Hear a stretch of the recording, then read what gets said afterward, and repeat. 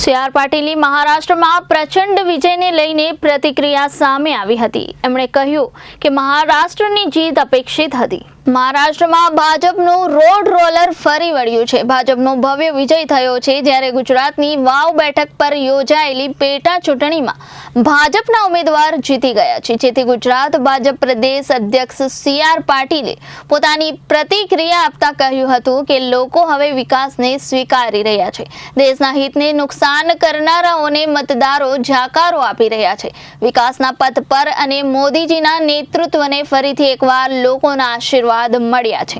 વાવ બેઠક પર થયેલી જીત અંગે CR પાટીલે કહ્યું કે આ જીત કાર્યકરોની જીત છે। ભાજપના તમામ કાર્યકરોએ ખૂબ મહેનત કરી હતી, જેનું આ પરિણામ છે। માવજી પટેલ ત્રીજા પરિબળ તરીકે સામે આવ્યા છે। તેમને ઊભા રાખીને ભાજપે કોઈ ભૂલ ન કરી હોવાનું સ્વીકાર કરતા પાટીલે કહ્યું કે વાવની જનતાએ મૂકેલો વિશ્વાસ પણ એળે નહીં જાય। એમને પણ વિકાસની રાહમાં વિકાસના ફળનો લાભ મળશે। Bureau report.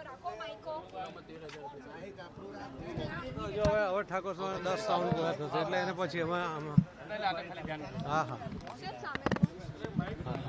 જોઈ લો બીજો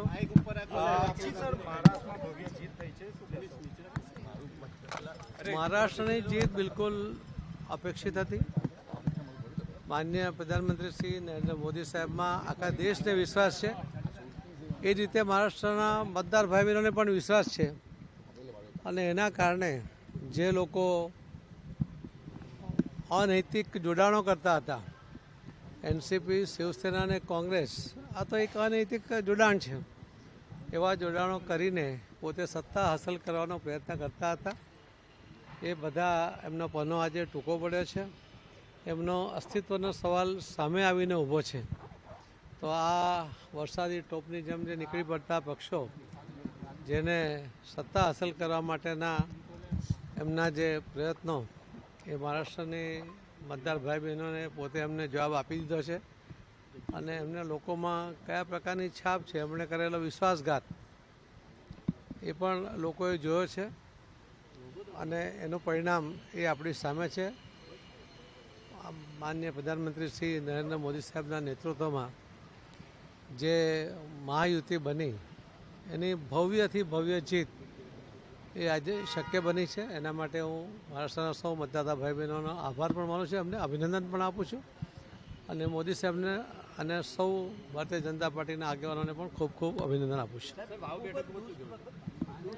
વાવ બેઠકમાં હમણાં હજુ 10 રાઉન્ડ બાકી છે। 13,000થી હમણાં અમે પાછળ ચાલીએ છીએ, પણ મને વિશ્વાસ છે કે ભારતીય જનતા પાર્ટીના ઉમેદવાર ચોક્કસપણે એ જીત તરફ આગળ વધશે।